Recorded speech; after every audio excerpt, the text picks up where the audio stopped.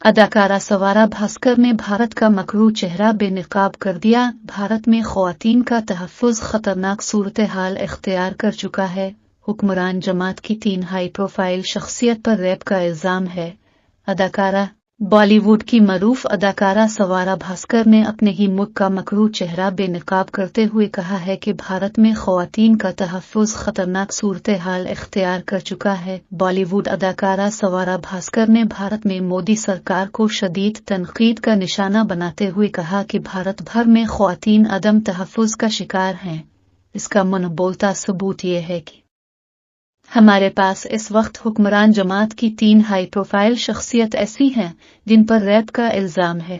अदाकारा ने कहा कि बड़े ओहदों पर ऐसे अफराद की मौजूदगी की वजह से रेप की मुतासरा ख़वातीन को मुकदमा दर्ज करवाने में मुश्किलात का सामना है, जो कि हमारे पूरे मुआशरे के लिए तशवीशनाक है।